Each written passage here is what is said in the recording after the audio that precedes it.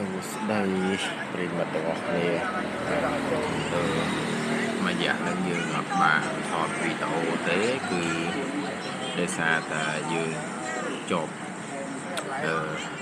មើលក្តឹបអ្នកទាំងអស់គ្នាព្រោះ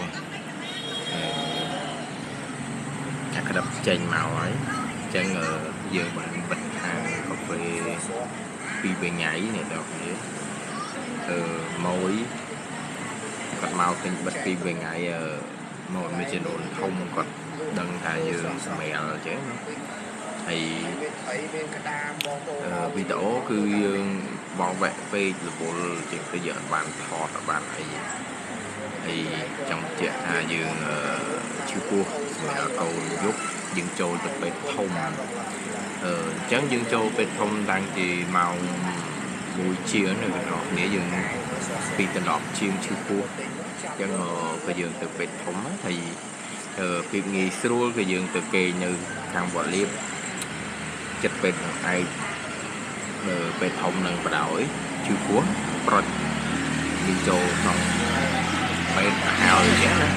ត្រៀមសម្រាប់កូនលឿនហើយ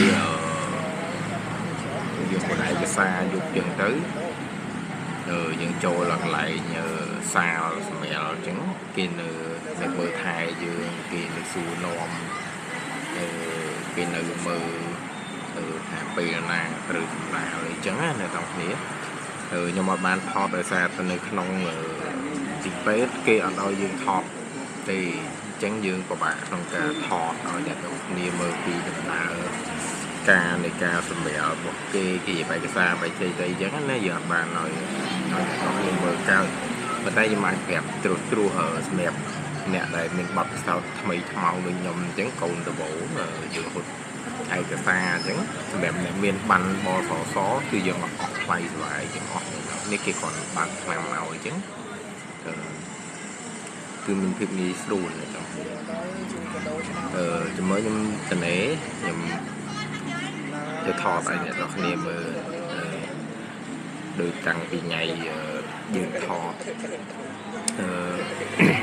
ថតអេកូតាំងពីម្ដងកើតរហូតដល់កើតចឹងណាកើតមករយៈប្រហែលមានពេលថតដោយសារខ្ញុំមករៀបចំនៅខាងនេះបើកលក់បើកអីហើយយើងធ្វើការងាររបស់យើងនៅនេះទៀតនេះដូចគ្នាឃើញចឹងណាយើងនៅវល់វិញអង្គុយធ្វើការនៅនឹងទាំងអស់ចឹងណាចាំមើលតនេយើងនឹងថតឲ្យអ្នកនរគ្នាមើលបន្តទៀត